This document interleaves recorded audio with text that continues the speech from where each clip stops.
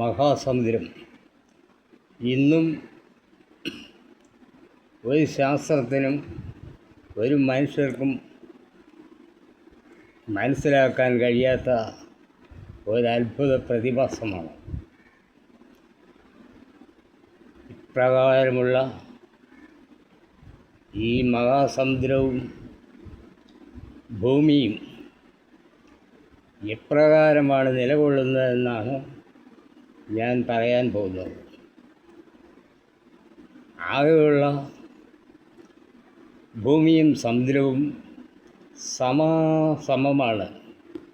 3:3 എന്ന അനുപാതത്തിൽ തന്നെയാണ്. മഹാസമുദ്രം 3 തലങ്ങളിലാണ്.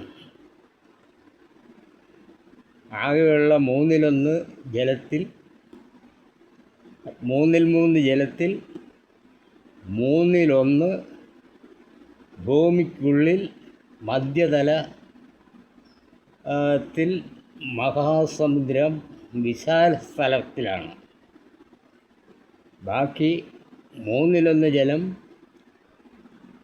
ഭൂമിയുടെ മധ്യഭാഗം വിശാല സ്ഥലത്തിനും മേൽ സൂര്യമുഖത്തിൽ ഉയർന്നുമാണ് കിടക്കുന്നത്.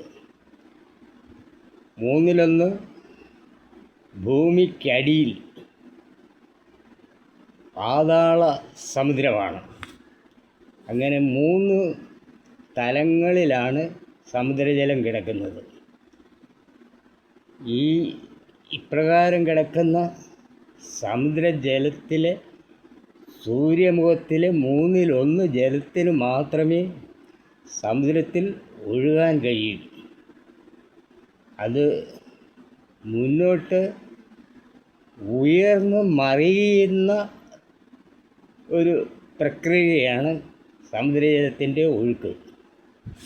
അതുകൊണ്ടാണ് സമുദ്രജലത്തിൽ തിരമാലകൾ നിലയ്ക്കാതെ ഉണ്ടായിക്കൊണ്ടിരിക്കുന്നത്.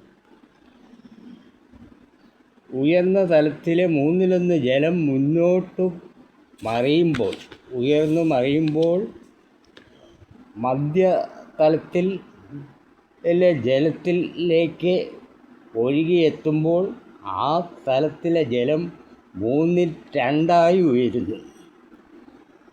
അങ്ങനെ 3:1 ജലം മുന്നോട്ട് സഞ്ചരിക്കും തോറും ഓരോ തലവും മാറി 3:1 3:2 ഉയർന്ന് വീണ്ടും പൂർവസ്ഥിതി പ്രാപിക്കുന്നു.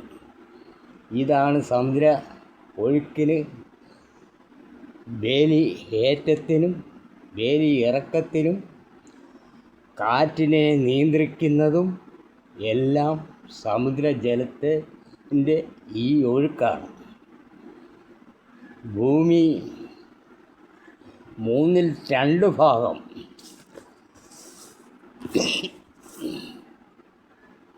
കരയും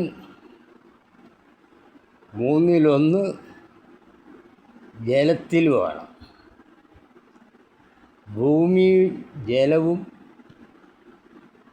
ഓരോ ഇരുതലവും തലതിരിഞ്ഞാണ്. ഒരു ഭാഗം ജലത്തോടും ഒരു ഭാഗം ജലമില്ലാതെയും. ഭൂമി ജലമില്ലാതെ ഒരു ഭാഗം, ജലത്തോടു കൂടി ഒരു ഭാഗം. അപ്രകാരമാണ് സമുദ്രവും. ഒരു ഭാഗം ജലം ഇല്ലാതെ, ഈ 2 ഭാഗം ജലത്തോടു കൂടിയും. ഇങ്ങനെ പറഞ്ഞ് മനസ്സിലാക്കുക എന്ന് പറയുന്നത് അല്പം ബുദ്ധിമുട്ടാണ്. തൽക്കാലം ഇത്രയും പറഞ്ഞ് നിർത്തുന്നു. അടുത്ത ഭാഗം പിന്നീട് പറയും.